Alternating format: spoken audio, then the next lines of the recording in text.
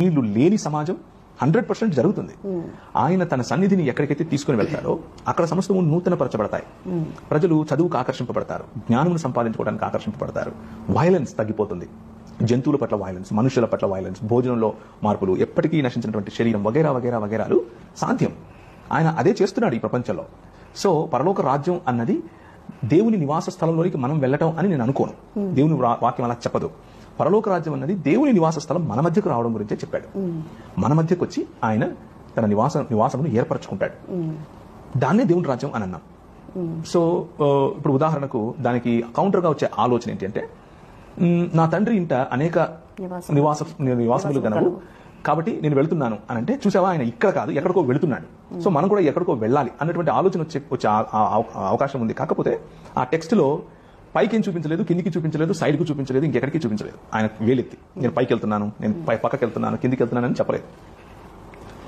తన తండ్రి ఇంట అని అంటే తన తండ్రి యొక్క ఇల్లు ఏమిటి అన్నది ఆలోచించాలి. ఈ నివాసాలు అన్నది కూడా అనేక మంది స్పెషల్ బిల్డింగ్లు ఉంటాయేమో అన్నట్టుగా కూడా కొంతమంది ఇంటర్ప్రిటేషన్ ఉంటుంది. కరెక్ట్, స్పెషల్ బిల్డింగ్స్ ఉంటాయి అని బైబిల్ చెప్తున్నట్లు ఎక్కడ నాకు కనిపించదు.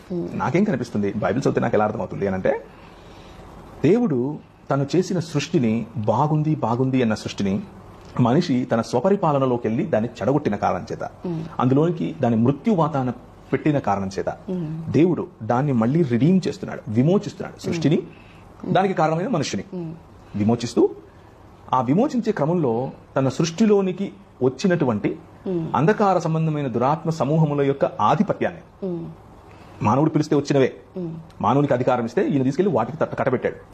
వాటిని సరిచేసే పనిలో, ఆ కల్మషాన్ని కాల్చివేసే పనిలో అగ్నిలో పుటము వేసి తీసినట్లు మేలి బంగారముగా ఈ భూమి, నరులకు ఇవ్వబడినటువంటి భూమి ఎలాగైతే రాబోతుందో మిక్కిలి వేండ్రము గలదిగా ఇందులో ఉన్న మలినమంతా నశించిపోతుంది, దానిని లయమైపోతుంది, దానిని నూతన భూమి అన్నాం.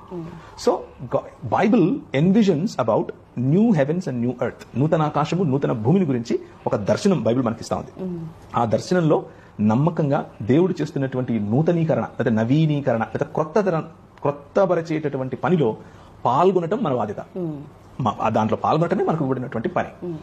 కట్టేది ఆయనే దేవుని రాజ్యాన్ని, మనం కట్టలేం. మనం ఓన్లీ ఆయన జత పనివారు, ఆయనతో కలిసి తిరుగుతాం. వ్యూహం ఆయనది, ఆలోచన ఆయనది, మనం కేవలం సైనికులం ఆయనతో కలిసి పనిచేయడానికి. కొంతమందికి కొన్ని తలాంతుల ద్వారా దేవుడు తన రాజ్య విస్తరణ గురించి వాడుకోవటమే.